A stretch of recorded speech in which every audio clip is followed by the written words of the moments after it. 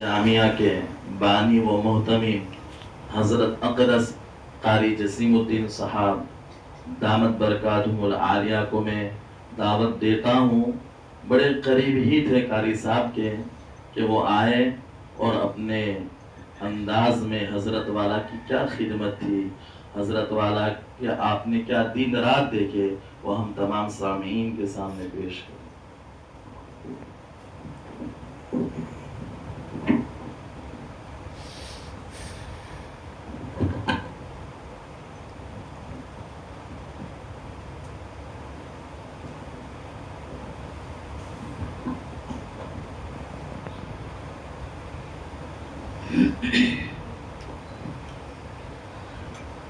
الحمد لله نحمده ونستعينه ونستغفره ونؤمن به ونتوكل عليه ونعوذ بالله من شرور أنفسنا ومن سيئات أعمالنا من يهده الله فلا مضل له ومن يضلله فلا هادي له ونشهد أن لا إله إلا الله وحده لا شريك له ونشهد أن سيدنا ومولانا محمدا عبده ورسوله صلى الله عليه وعلى آله وأصحابه وأتباعه أما بعد فأعوذ بالله من الشيطان الرجيم بسم الله الرحمن الرحيم ولكل أمة أجل فإذا جاء أجلهم لا يستأخرون ساعة ولا يستقدمون صدق الله العظيم۔ میرے محترم بزرگوں اور دوستو،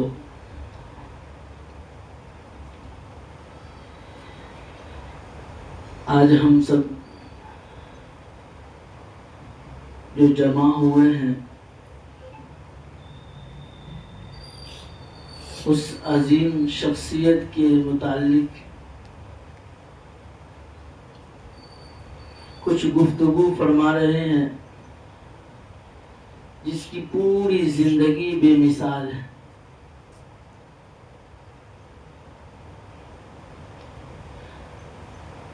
پڑھنے کے زمانے سے لے کر پڑھانے کا زمانہ، پھر اس کے بعد جو ہے اہتمام کا زمانہ، اور یہاں تک کہ دنیا سے پردہ فرمانے تک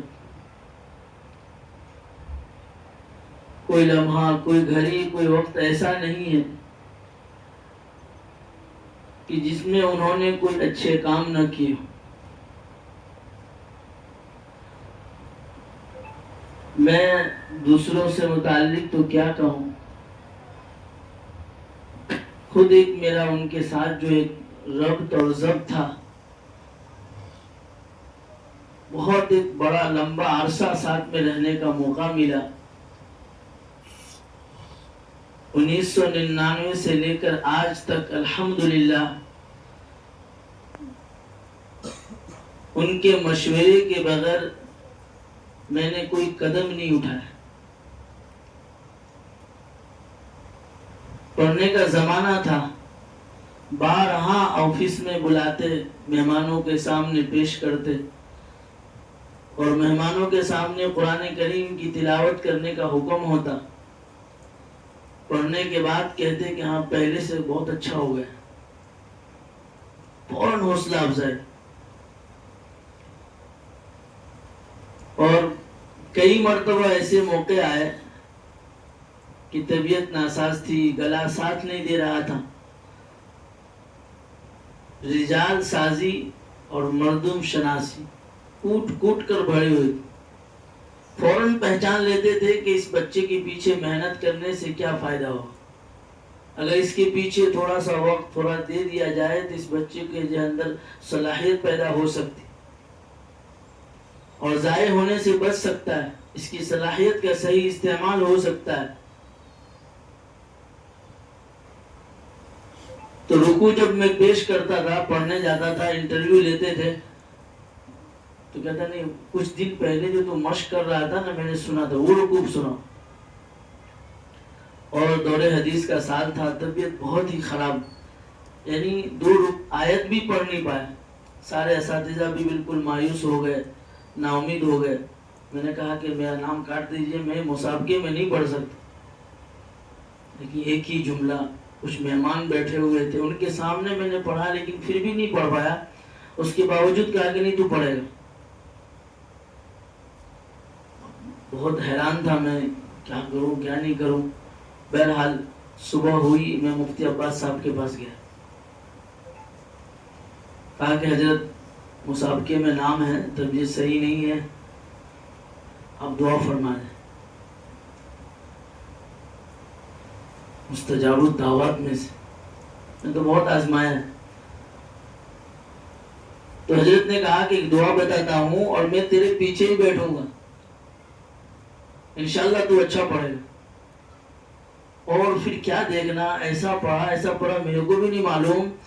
آج گجرات کے اکثر مدارس میں رکوع لوگ مشق کر رہے ہیں، آج تک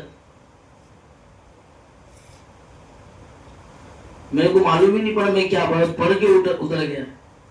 قاری عبدالعزیز دیولا بلایا، میرے کو بہت جو ہے انہوں نے تعریف کی اور شاباشی دی اور بہت دعائیں دی۔ کل پرسوں بھی قاری رضوان ملے وہاں، تو قاری جابر اکلکوا سے آئے ہوئے تھے، تو وہ تعارف کرانے لگے کہ قاری جسیم الدین، کہا کہ تو مت بول، میں 8 سال سے جانتا ہوں، ہر سال مسابقے میں انٹرویو میں تھا، میں اس میں مسابقے میں بیٹھتا تھا۔ تو یہ ساری محنتیں، ایک ایسی جگہ پر ہم آئے کہ کوئی پرسان حال نہیں تھا، لیکن قاری صاحب شروع سے سرپرست بن گئے اور ضائع ہونے سے بچا، ہر وقت فکر رکھتے تھے۔ 7 سال تک مجھے واقعہ ترابی کے لیے بھیجے، اور بھیجنے کے بعد جو ہے باضابطہ فون سے رابطہ بھی رکھتے تھے کہ کیسی طبیعت ہے، کیا ہے، کس طرح سے پڑھایا، اور خرچہ بھی بھیجتے تھے، اور بے انتہا محبت کرتے ہیں۔ آفس میں چلا گیا پڑھنے کے زمانے سے، دیکھیے گھنٹہ تک چھوڑتے نہیں۔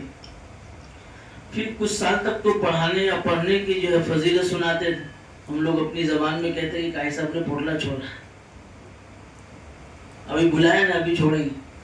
ایک مرتبہ میں نے مجھے کہا کہ جسیم الدین، قرآن شریف سے تو محبت کر لے، اس کو اپنا اوڑھنا بچھونا بنا لے، اللہ ایسی ایسی نعمتیں کھلائے گا کہ تو سوچ نہیں سکتا۔ خیر اسی سال ایک ساتھی ہمارے، یہ عتیق اللہ مولانا، یہ بیمار تھے اور لوکھات میں لے کر تھا، میں ان کا آپریشن ہوا گلے کا، تو نماز پڑھنے کے لیے وہی رامپورہ میں جاتا تھا۔ ایک ساتھی تھے کپلے کا، دلکش کشن گنجی گھر، اس سے ملاقات ہو گئی میری، تو مغرب کی نماز کے جو ہے اس نے میرے نماز کے لیے کھڑا کر دیا۔ مغرب کی نماز میں نے جو پڑھائی تو ایک دم سے سب چیمی گویاں ہونے لگ گئی، سب کچھ باتیں کرنے لگ گئے۔ میرے کو ڈر ہوا کہ لگتا ہے کہ نماز میں کوئی غلطی ہو گئی۔ خیر بہرحال میں دھیرے دھیرے جو ہے ادھر سے نکلنے لگ گیا کہ بعد میں مل لوں گا، معلوم نہیں ابھی کچھ لگتا ہے لوچا ہوا۔ تو پھر وہی قاری دلکش بلایا، بولے قاری صاحب جلدی ادھر آئیے۔ آیا تو سب بیٹھے ہوئے تھے، کہا کہ آپ تراویح پڑھائیں گے ہمارے وہاں؟ تھوڑی جان میں جان آئے گی کہ معاملہ کچھ الگ ہے۔ تو میں نے کہا بھائی میں تو خود فیصلہ نہیں کر سکتا، اگر ایسی کوئی بات ہے تو آپ قاری صاحب سے بات کیجیے۔ تو پھر قاری صاحب کو انہوں نے فون کیا، قاری عبدالرزاق نے، تو صبح مجھے آفس میں بلایا ریسیس میں، کہا کہ تو کیا لوچا مارا صورت میں؟ میں نے کہا میں تو کچھ کیا نہیں، بولے تیری شکایت آئی ہے وہاں سے۔ میں ڈر گیا بہت کہ وہاں ان لوگوں نے ایسی بات کی اور یہاں کیا بات کر دی۔ تو کہا کہ دیکھیں بیٹا، بہت اپنے لیے فخر کی بات ہے کہ 80-85 سال پرانا ادارہ ہے، سورت میں رہ کر بھی میرا اس سے بہت رابطہ ضابطہ نہیں ہوا، لیکن اللہ نے تیرے ذریعے سے ایک راستہ کھولا ہے تو اس کو قبول کر لے۔ میں نے ہاں کہہ دیا ہے۔ میں نے کہا جی حضرت کوئی ہے۔ تو جو بات وہ کہتے تھے کہ اللہ قرآن کی برکت سے ایسی ایسی نعمتیں کھلائے گا کہ تو سوچ بھی نہیں سکتا. حقیقت میں ایک دن جب رامپورہ میں دعوت ہوئی, دسترخوان لگے تو تقریباً 1 کلومیٹر کا, یعنی اتنا لمبا چوڑا دسترخوان بچھا کہ کوئی نعمت نہیں تھی کہ جو اس پہ نہیں تھا. اور تھوڑا تھوڑا چکھا سب میں سے, ادھر سے بڑھا رہے ادھر سے بڑھا رہے. تو پھر میں نے حضرت کو فون کیا کہ قاری صاحب آپ کی بات سچ ہو گئی. واقعی قرآن ہی کی برکت ہو سکتی.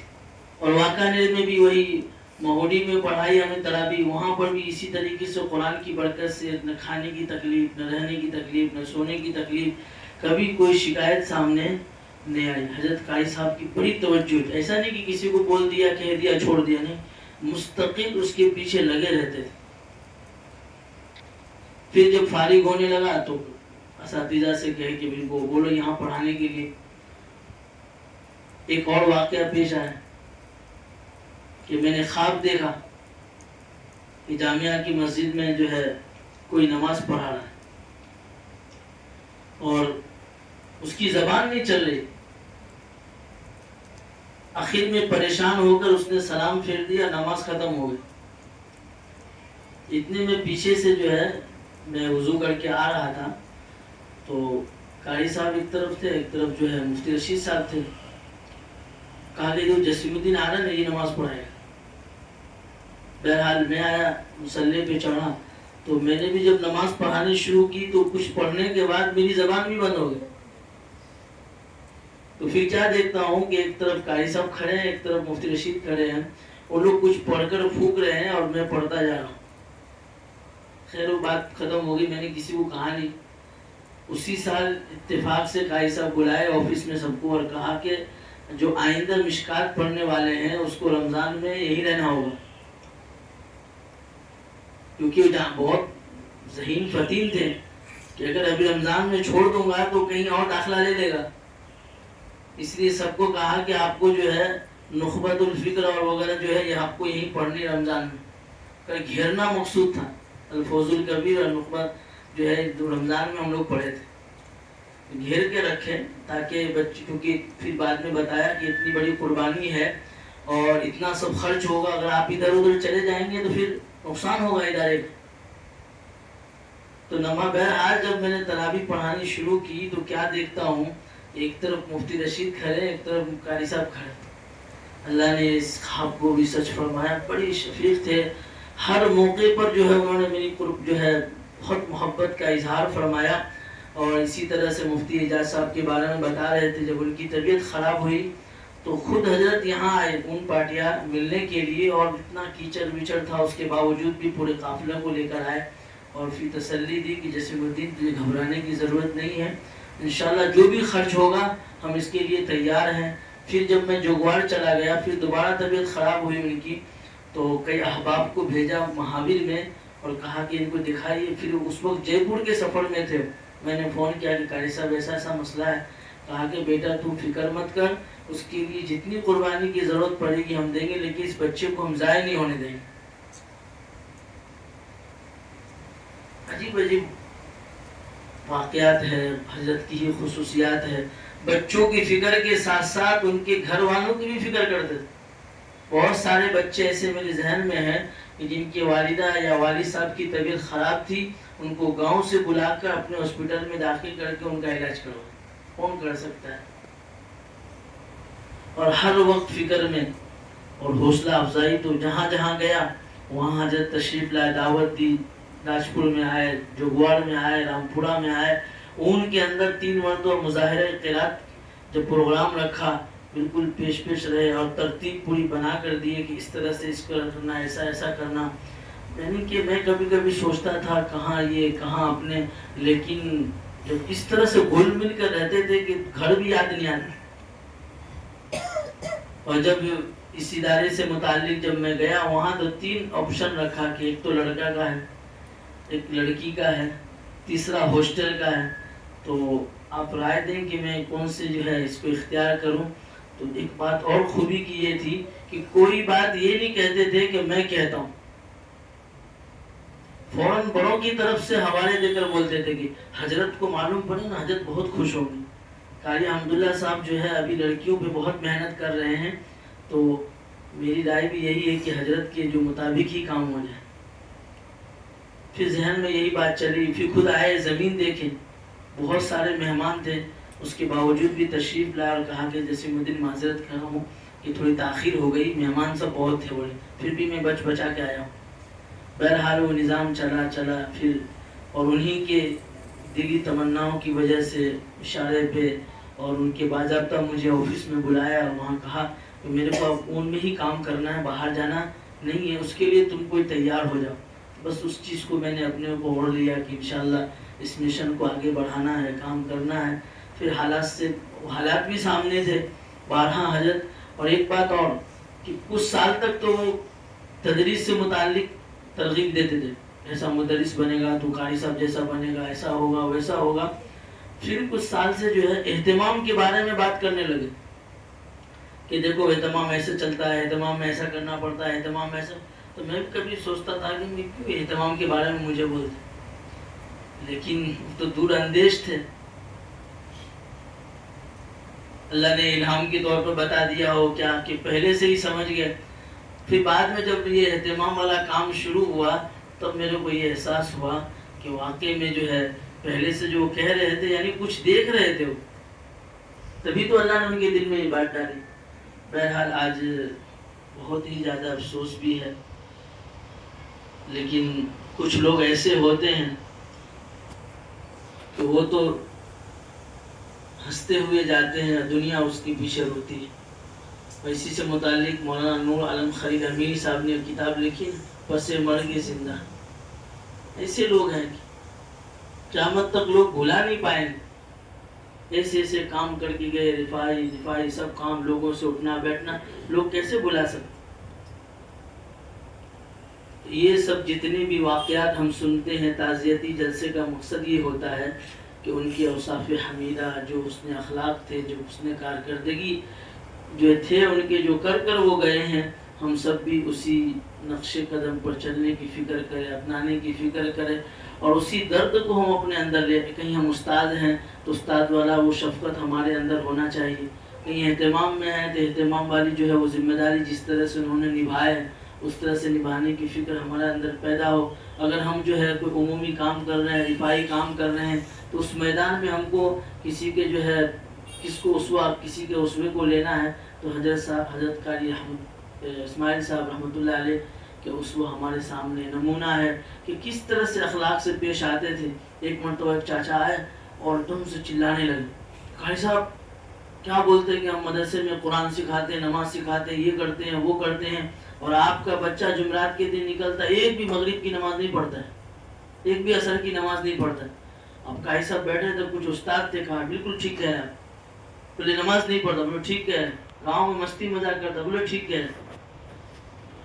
ایسا کیوں، کچھ بول ہی نہیں رہے، سب میں ٹھیک کہہ رہے ٹھیک کہہ رہے کہہ رہے۔ تو پھر اس کے بعد جب وہ ٹھنڈا ہوا تو کہا کہ چاچا میرے بھی بچے ہیں، لیکن اس کو کہہ دیتا ہوں بیٹا 10 بجے گھر میں چاہیے، تو کیا میں ہر گاؤں میں ایک استاد کو بھیجوں گا؟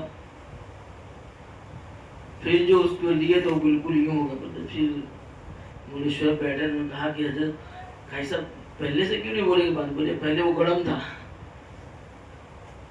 اب گرم تو میں گرم کرتا تو اور معاملہ بگڑ جاتا، اس لیے پہلے اس کے دل کا جو بھڑاس تھا اس کو میں نے نکلنے دیا، پھر اس کے بعد یہ حکمت عملی تھی۔ بہت سارے واقعات قبلِ میں پیش آئے، لیکن بہت اچھے انداز میں قاری صاحب نے اس معاملے کو ہینڈلنگ کیا، ورنہ کچھ سے کچھ ہو جاتا، اساتذہ سے متعلق، بچوں سے متعلق، عجیب، لیکن سب پر پردہ پوشی کرتے رہے، پتہ بھی نہیں چلتا تھا کہ ایسا سب معاملہ بھی ہوا ہے۔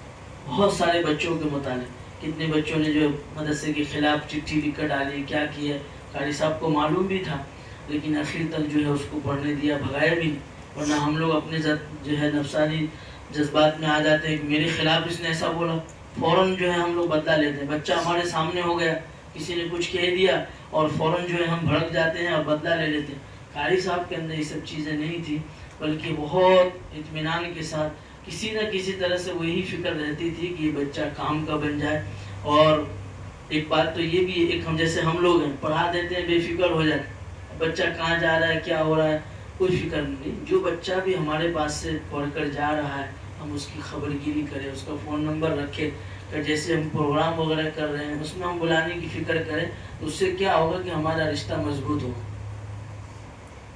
اس کو بھی احسان مند رہے گا, اور پھر آپ کو وہ یاد بھی کرے گا. دعا کرنے کا ہی تھا تو استاد کا نام بھی ہے نا. بہت زیادہ وقفہ لمبا ہو جانے کے بعد نہ استاد کو شاگرد کا پتہ رہتا ہے, نہ شاگرد کو استاد کا پتہ رہتا ہے, اور پھر ایسے بے رخی میں کبھی اچانک کہیں راستے میں ٹکرا ہے, وہی میرے استاد ہے, ارے میرا شاگرد ہے, بس یہی ہوتا ہے. لیکن قاری صاحب کی جو فکر تھی, آج اس فکر کو لے کر سب چل رہے ہیں. ابھی کل میں پڑھ رہا تھا, مولانا حذیفہ صاحب نے نوٹس جاری کیا ہے کہ جتنے بچے اس جامعہ سے پڑھ کر حافظ بن کر, عالم بن کر, قاری بن کر گئے ہیں, جہاں بھی ہوں وہ اپنی جو ہے پورا مستقل ڈیٹیلس لکھ کر بھیجیں کہ کیا کر رہے ہیں. جبکہ یہ کام قاری صاحب آج سے 10 سال پہلے سے شروع کر دی, اور جو ہے ادارے کا وجود میں آنا قاری صاحب ہی کے مشورے سے ہوا. وہاں سب کو جمع کیے, لیکن سب نے تو ایسے ہوا میں اڑا دیا, لیکن میں نے اس کو گرہ باندھ لیا, نہیں انشاءاللہ مجھے کچھ کرنا ہے. پھر اس کے بعد سے یہ سب چیز جو کچھ بھی ہو رہا ہے, آج 415 بچے ہمارے وہاں پڑھ رہے ہیں. بتائے ان سب کا ثواب کس کو ملے گا؟ آج قاری صاحب کی روح خوش ہو رہی ہوگی. کہنے سے اس سے نہیں, عمل سے ہو رہا ہے. کسی کو ہم کہتے ہیں کہ بھائی کچھ پڑھ کے بخش دینا, یہاں تو میٹر لگ گیا تا قیامت, کہے یا نہ کہے لیکن ثواب انشاءاللہ جاری و ساری رہے گی. اور حضرت کے جتنے بھی جتنا بولا جائے, جیسے مفتی صاحب نے کہا نا, وہ کم ہے, کیونکہ وہ 1-2 دن کا تو مسئلہ تھا نہیں.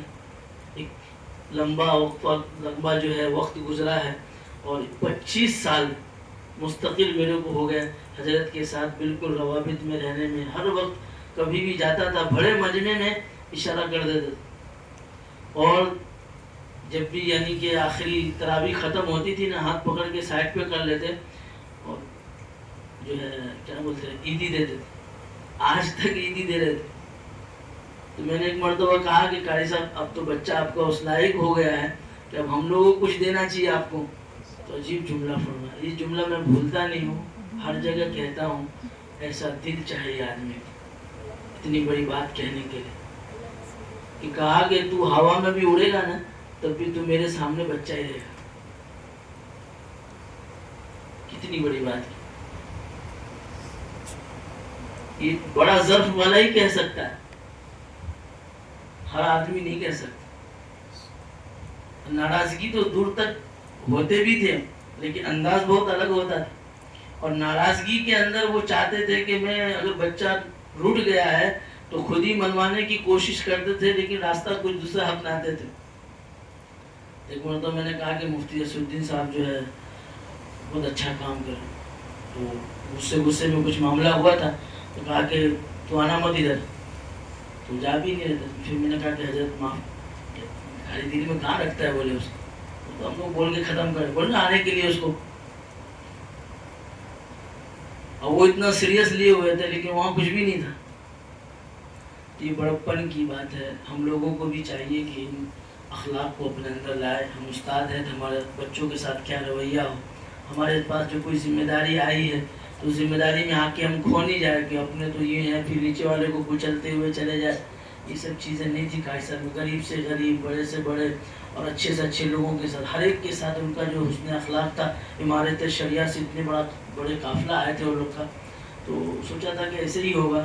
لیکن جب اندر گئے حضرت نے خدمت کی, کھانے پہ خود بیٹھ گئے, اور ساتھ میں جو کھلایا نا تو ان لوگوں نے کہا کہ اعجاز کو, کہ اعجاز پوری دنیا گھما لیکن ایسا محتمم نہیں دیکھا. ورنہ عام طور سے کیا ہوتا ہے بھائی, لانا کھلا دینا پلا دینا, لیکن قاری صاحب خود 2 جانوں بیٹھ گئے, اور جو انہوں نے کھلایا نا وہ آج تک عمارت شریعہ والے اس چیز کو نہیں بھولے. تو اخلاق سے ہی جیتا جاتا ہے. بہرحال بہت وقت بھی ہو چکا ہے. اصل میں مولانا کے لیے میں لمبا کھینچ رہا تھا.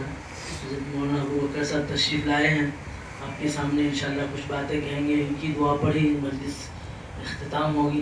تو ہم سب کے لیے ایک جو ہے فاعتبروا یا اولی الابصار,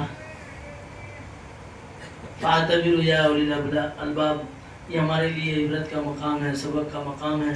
اور حضرت کے لیے جتنا ہو سکے ہم سب جس طرح سے بھی ہو ثواب پہنچانے کی کوشش کرے، فکر کرے، اور اپنی دلی دعا بھی ہے اللہ تعالی حضرت کی قبر مبارک کو نور سے جو ہے بھر دے، اور علیین میں بہترین مقام عطا فرمائے۔ آخر میں انہوں نے کہا تھا مجھ سے کہ جیسے الدین اس لیے میں محنت کر رہا ہوں، ایک بھی محمود الحسن دیوبندی، مولانا قاسم نانوتوی اور مولانا مفتی محمود الحسن گنگوئی ایسی شخصیت میں سے اگر قیامت تک ایک بھی پیدا ہو گیا تو میں سمجھوں گا کہ میرا بیڑا پار ہو گیا۔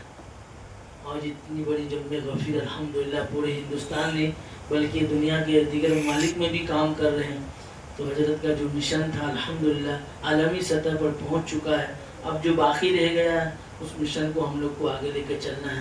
اللہ تعالیٰ مجھے بھی آپ کو کئی سنی باتوں پر عمل کی توفیق عطا فرمائے۔ وآخر دعوانا الحمدللہ رب العالمین۔ تشریف